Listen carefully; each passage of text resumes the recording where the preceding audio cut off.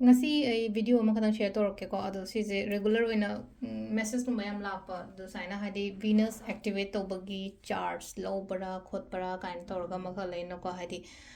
sida venus activate to bose kai shunate ko hadi ai venus se strong oina ba kula na ba do maina adu gi damak tani ko ado hazi kan sum reels macha mayam ko sum thokna badula jo hang ba jo oiram be ai ko kem to dress ai ko sida macha hadi akoina tawba ya ba irai nimit sida oiro ko aduga te khra leiri ko sida akoina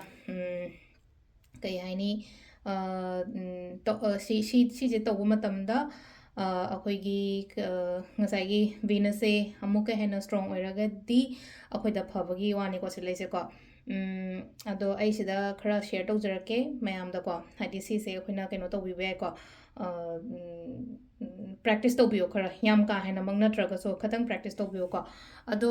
ꯃꯃꯥꯡꯗꯁꯨ ꯑꯗꯨꯝ ꯑꯩ ꯁꯦꯝꯕꯨꯗꯤ ꯁꯦꯝꯈꯤꯕꯅꯦꯀꯣ ꯑꯩꯈꯣꯏꯒꯤ ꯀꯩꯅꯣꯒꯤꯁꯦꯀꯣ ꯍꯥꯏꯗꯤ ꯚꯤꯅꯁꯀꯤ ꯀꯩꯒꯤꯁꯦ ꯊꯥꯏꯅ ꯃꯃꯥꯡꯗꯁꯨ ꯁꯦꯝꯕꯨꯗꯤ ꯁꯦꯝꯕꯅꯦ ꯑꯗꯨ ꯇꯥꯔꯒꯁꯨ ꯑꯩ ꯑꯃꯨꯛꯀꯁꯨ ꯁꯨꯝ ꯁꯦꯌꯔ ꯇꯧꯖꯔꯛꯀꯦꯀꯣ ꯃꯌꯥꯝꯗ ꯑꯗꯣ ꯍꯥꯏꯗꯤ ꯑꯦꯛꯇꯤꯚꯦꯠ ꯚꯤꯅꯁ ꯑꯦꯛꯇꯤꯚꯦꯠ ꯇꯧꯕ ꯈꯣꯠꯄ ꯍꯥꯏꯔꯒꯗꯤ ꯑꯩꯈꯣꯏꯅ ꯇꯧꯕ ꯌꯥꯕ ꯄ꯭ꯔꯦꯛꯇꯤꯁ ꯉꯥꯛꯇꯅꯦ ꯈ꯭ꯋꯥꯏ ꯑꯍꯥꯟꯕꯗ ꯁꯦꯜꯐ ꯀꯦꯌꯔ ꯃꯤꯟꯁ ꯍꯥꯏꯇꯥꯔꯦ ꯏꯁꯥꯗ ꯑꯃꯨꯛꯀ ꯍꯦꯟꯅ ꯀꯦꯌꯔ ꯂꯧꯕꯁꯦ ꯍꯥꯏꯗꯤ ꯏꯁꯥ ꯅꯥꯟꯕ ꯀꯦꯕ ꯈꯣꯠꯄ ꯑꯃ ꯑꯗꯨꯝꯕ ꯃꯌꯥꯝꯗꯨꯃ ꯂꯩꯖꯈ꯭ꯔꯦꯅ ꯍꯥꯏꯗꯤ ꯀꯦꯕ ꯅꯥꯟꯕ ꯈꯣꯠꯄ ꯈꯛꯇꯪ ꯅꯠꯇꯅ ꯍꯥꯏꯗꯤ ꯀꯦꯌꯔ ꯂꯧꯔꯛꯄ ꯍꯥꯏꯕ ꯃꯇꯝꯗ ꯑꯩꯒꯤ ꯍꯦꯜꯠꯇꯁꯨ ꯀꯦꯌꯔ ꯂꯧꯖꯔꯛꯇꯣꯏꯅꯦꯕ ꯏꯁꯥꯅ ꯆꯥꯕ ꯊꯛꯄꯗ ꯑꯣꯏꯔꯣ ꯑꯦꯛꯁꯔꯁꯥꯏꯖꯕꯨ ꯑꯣꯏꯔꯣ ꯑꯃꯕꯨ ꯑꯣꯏꯔꯣ ꯑꯃ ꯑꯣꯏꯔꯣ ꯁꯦꯜꯐ ꯀꯦꯌꯔꯁꯦ ꯈ꯭ꯋꯥꯏ ꯑꯍꯥꯟꯕꯗ ꯑꯩꯈꯣꯏꯁꯦ ꯁꯦꯜꯐ ꯀꯦꯌꯔꯁꯦ ꯂꯧꯗꯦꯗꯅ ꯀꯌꯥ ꯍꯥꯏꯗꯤ ꯀꯩꯅꯣ ꯅꯨꯄꯥ ꯑꯣꯏꯔꯣ ꯅꯨꯄꯤ ꯑꯣꯏꯔꯣ ꯊꯕꯛꯁꯤꯅ ꯑꯗꯨꯝ ꯆꯤꯟꯅꯕ ꯑꯣꯏꯕꯅꯤꯅ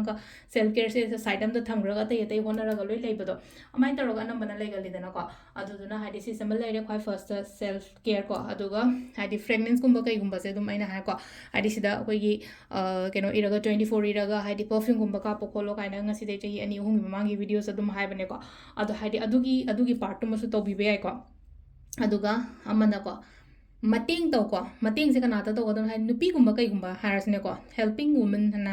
ꯍꯥꯏꯔꯁꯦ ꯁꯝꯅ ꯍꯥꯏꯔꯕꯗ ꯍꯦꯜꯞ ꯑꯗꯔꯁ ꯋꯨꯃꯦꯟ ꯀꯣ ꯍꯥꯏꯗꯤ ꯌꯥꯝꯅ ꯅꯤड ꯑꯣꯏꯕꯗꯣ ꯍꯥꯏꯇꯥꯔꯦꯀꯣ ꯁꯤꯗ ꯂꯩꯁꯦꯀꯣ ꯁꯝꯅ ꯍꯥꯏꯔꯕꯗ ꯍꯥꯏꯗꯤ ꯑꯩꯒꯤ ꯀꯩꯅꯣꯗ ꯁ꯭ꯇꯣꯔꯗ ꯍꯥꯏꯗꯤ ꯑꯦꯝꯄ꯭ꯂꯣꯌꯤꯁꯦ ꯑꯅꯝꯕꯅ ꯅꯨꯄꯤ ꯉꯥꯛꯇ ꯑꯣꯏꯀꯣ ꯑꯗꯨꯁꯨ ꯑꯃꯨꯛ ꯑꯩꯉꯣꯟꯗ ꯐꯗꯣꯏꯅꯦꯕ ꯑꯗꯨꯒꯤ ꯄꯥꯔꯠꯇꯣ ꯍꯥꯏꯗꯤ ꯅꯨꯄꯤꯗ ꯊꯕꯛ ꯄꯤꯕꯤꯕꯁꯦ ꯃꯣꯏꯗ ꯃꯇꯦꯡꯒꯨꯝꯕ ꯇꯧꯕꯤꯕ ꯈꯣꯠꯄꯤꯕꯁꯦꯀꯣ ꯍꯥꯏꯗꯤ ꯍꯦꯜꯄꯤꯡ ꯋꯨꯃꯟꯁꯀꯨꯝꯕ ꯀꯩꯒꯨꯝꯕ ꯑꯗꯨꯃ ꯂꯩꯀꯣ ꯗꯣꯅꯦꯁꯟꯁ ꯀꯣ ꯗꯣꯅꯦꯁꯟꯁꯤꯗ ꯗꯣꯅꯦꯁꯟ ꯏꯔꯥꯏ ꯅꯨꯃꯤꯠꯁꯤꯗ ꯌꯥꯔꯒꯗꯤꯀꯣ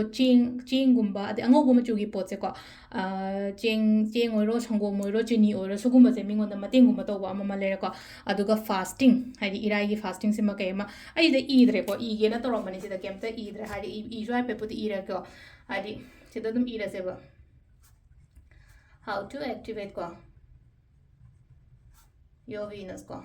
topic se haidi venus se kamaina activate tawada aina habde ahambada haina je haijagre ko self care ma haigre ko isha care logo se am darkar ro ke ba lipstick sangba kajal sangba duna haidi self care na tebe shengna ha kan dadi adu duma leire ko aduga next aina je haije ko haidi mi ngonda help tawba se haijare ko help others women ko haidi mi atopa gumba kai gumba nupi ngai de help gumba tawbiyo ko sima leire aduga fasting ko irai nimita fasting tawbiyo ko piyo kaina mamang du haida irai fast tawbiyo ko piyo ko irai nimita fasting tawba ko pa mama lakshmi gumba ningba ko pa so phai ko yamna haidi lakshmi se masana andra ke na mongna phamaga leitra ka ri ma se aduna lakshmi gumba ningba matam du so engonda aphaba hena amuka en attract toiba ko aduga amana kaino ko khoi rudraksha daga kaina harsne ko rudraksha khoi mamai taru phanba rudraksha shibi bai ko haidi akoina locket ki form da oiro natraga ai purse तब हाप के हारसु को रुद्राक्ष हादि 6 मुखी को हादि 6 मुखी रुद्राक्ष can have the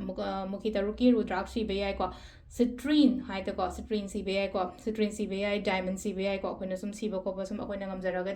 अदो हादि diamond सी बंगम द्रगसु हादि citrine गुम्बा कै गुम्बा दुमाइना ले को अदुगा अमना लाइट ओइबा कलर से सेलो व्हाइट मचू से फजद्रा मका व्हाइट तगा फ्लोरल प्रिंटेड का तोबो को अदुम्बगी ड्रेस कलर गुम्बा कै गुम्बा दुमाइ शेपियो को अदुगा लास्ट अमा कतंग यंत्र शुड अखोइ को अखोइ की कनोगे वीनस की ओना हादि शुक्र यंत्र न हार को से नंबर सीरीज तुम साइन तरगा तुम सेमगा आगी फोन की वॉलपेपर दा हापस यारे नत्रगा हादि स्माइ चम ना से येदना को येगा हाइखोइना नंबर सीरीज तुम सेमद्रा से तुम येंबियो को अदुम आई हाइ जारा के हादि कोलम से मचिन कुपनी ना उरम दब से को क्वाइ हाम बदना इदो से नंबर 1 लेरा को हादि सीरीज से नंबर सीरीज कुंबा कई कुंबा खरा लेरी बस 16 लेरे को अदुगा 13 लेरे नंबर 12 लेरे 10 लेरे 8 लेरे then 7 14 and 9 ko Sigi number series ekhoina leina ko hadi keno toroga ibi be ko green igera amma togera ko hadi only black khatang na ibi gano ko hadi keno se ubudi urongani ko aina keno toise ko 16 hadi 11 16 13 12 10 8 7 14 and 9 ko sigi yantra se semaga ai gi purse kai da hapasu ai gi thabong pham ko aina sida thabok toine ko simang je thela su ya ba ko su kai deba si map se to biro keno gi na ha ta venus activate to ba macam macam ja koina to bong amba hai ba ya ba nga ta ne ko adi aruba podam ta natam na si to